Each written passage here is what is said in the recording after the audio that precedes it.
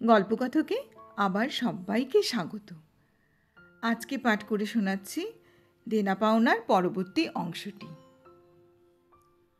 বহুদিন গেল, নিরুপমা লোকের ওপর লোক পাঠায়, কিন্তু বাপের দেখা পায় না।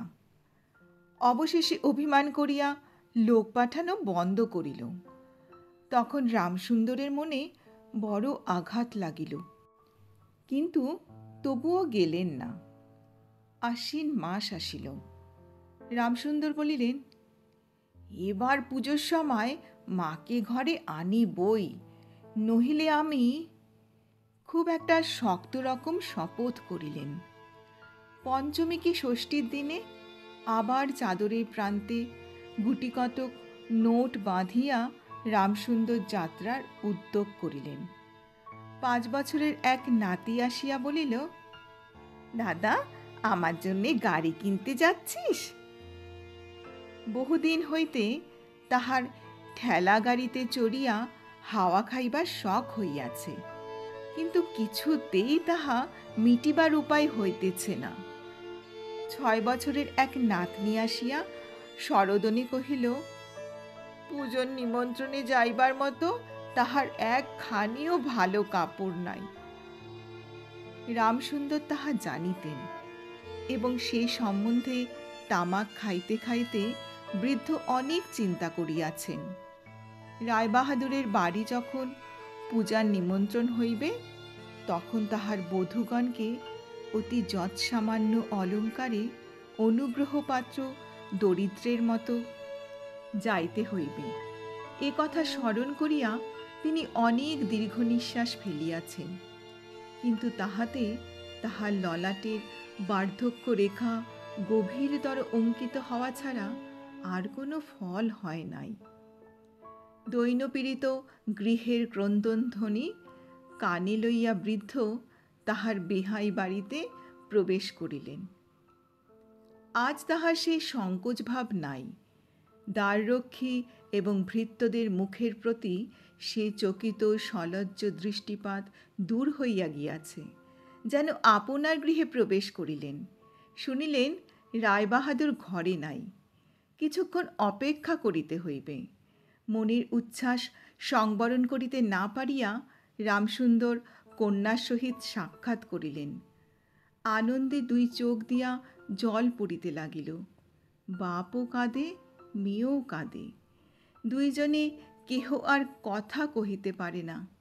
এমন করিয়া কিছুক্ষণ গেল। তারপরে রামসুন্দর কহিলেন, এবার তোকে নিয়ে যাচ্ছি মা, আর কোনো গোল নাই। এমন সময় রামসুন্দরের জ্যৈষ্ঠ পুত্র হরমোহন তাহার 2টি ছোট ছেলে সঙ্গে লইয়া সহসা ঘরে প্রবেশ করিলেন। পিতাকে বলিলেন, বাবা, আমাদের তবে এবার পথে ভাসালে? রামসুন্দর সহসা অগ্নিমূর্তি হইয়া বলিলেন, তোদের জন্য কি আমি নরকগামী হব? আমাকে তোরা আমার সত্য পালন করতে দিবি নে? রামসুন্দর বাড়ি বিক্রয় করিয়া বসিয়া আছেন। ছেলেরা কিছু না জানিতে পায় তাহার অনেক ব্যবস্থা করিয়াছিলেন, কিন্তু তবু তাহারা জানিয়াছে দেখিয়া তাহাদের প্রতি হঠাৎ অত্যন্ত রুষ্ট ও বিরক্ত হইয়া উঠিলেন। তাহার নাতি তাহার 2 হাঁটু সবলে জড়াইয়া ধরিয়া মুখ তুলিয়া কহিল, দাদা, আমাকে গাড়ি কিনে দিলে না? নত সেই রামসুন্দরের কাছে বালক কোনো উত্তর না পাইয়া নীরুর কাছে গিয়া বলিল, পিসিমা, আমাকে একখানা গাড়ি কিনে দেবে?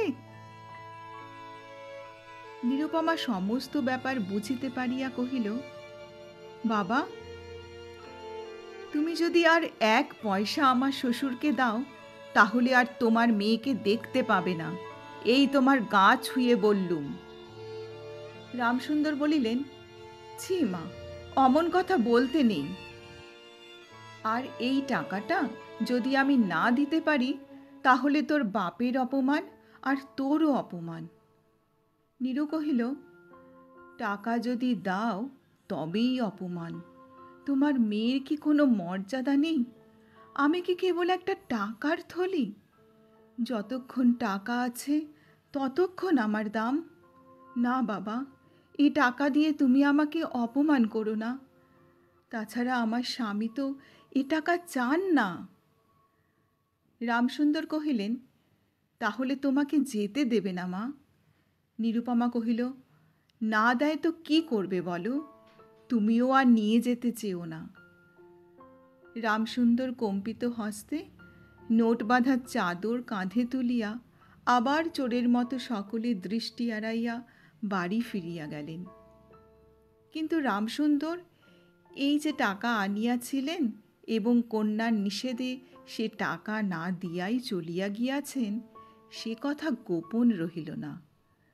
কোনো স্বভাব কৌতূহলী দ্বারলগ্ন কর্মী দাসী নীরুর শাশুড়িকে এই খবর দিল। শুনিয়া তাহার আর আক্রোশের সীমা রহিল না। নিরুপমার পক্ষে তার শ্বশুরবাড়ি সরসজ্জা হইয়া উঠিল।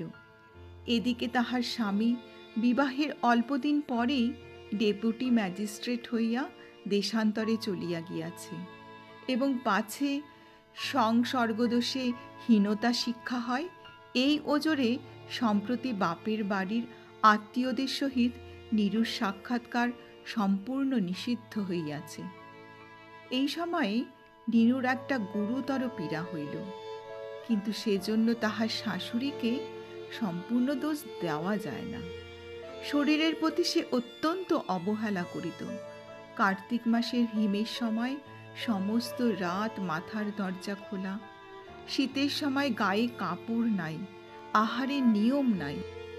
দাসীরা যখন মাঝে মাঝে খাবার আনিতে ভুলিয়া যাইত, তখন যে তাহাদের একবার মুখ খুলিয়া স্মরণ করাইয়া দেওয়া, তাহাও সে করিত না। সে যে পরের ঘরের দাসদাসী এবং কর্তা গৃহিণীদের অনুগ্রহের ওপর নির্ভর করিয়া বাস করিতেছে, এই সংস্কার তাহার মনে বদ্ধমূল হইতেছিল। কিন্তু এরূপ ভাবটাও শাশুড়ির সহ্য হইত না। যদি আহারের প্রতি বধূর কোনো অবহেলা দেখিতেন, তবে শাশুড়ি বলিতেন, নবাবের বাড়ির মেয়ে কি না, গরিবের ঘরের অন্ন ওর মুখে রোচে না, দেখো না একবার ছিঁড়ি হচ্ছে, দেখো না দিনে দিনে যেন পোড়া কাঠ হয়ে যাচ্ছে। রোগ যখন গুরুতর হইয়া উঠিল, তখন শাশুড়ি বলিলেন, ওর সমস্ত ন্যাকামি।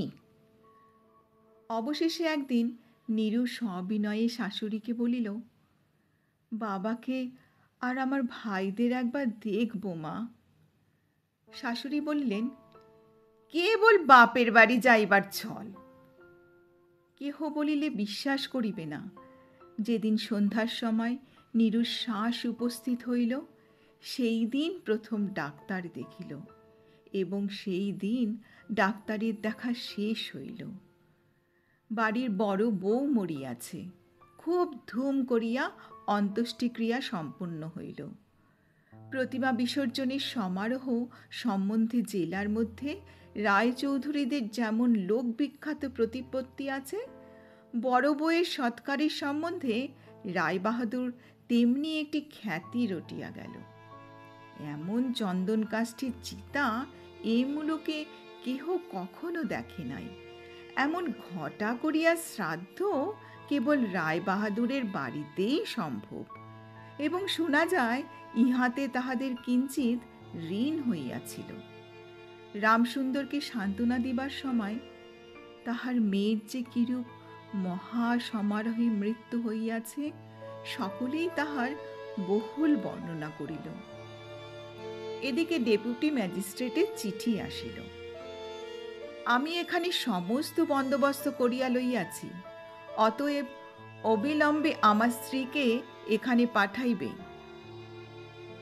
রায়বাহাদুরের মহিষী লিখিলেন, বাবা, তোমার জন্য আর একটি মেয়ের সম্বন্ধ করিয়াছি, অতএব অবিলম্বে ছুটি লইয়া এখানে আসিবে। এবারে 20,000 টাকার পণ এবং হাতে হাতে আদায়। দেনা পাওনা গল্পটি এখানেই শেষ হলো। সবাই সুস্থ থেকো, ভালো থেকো এবং আনন্দে থেকো।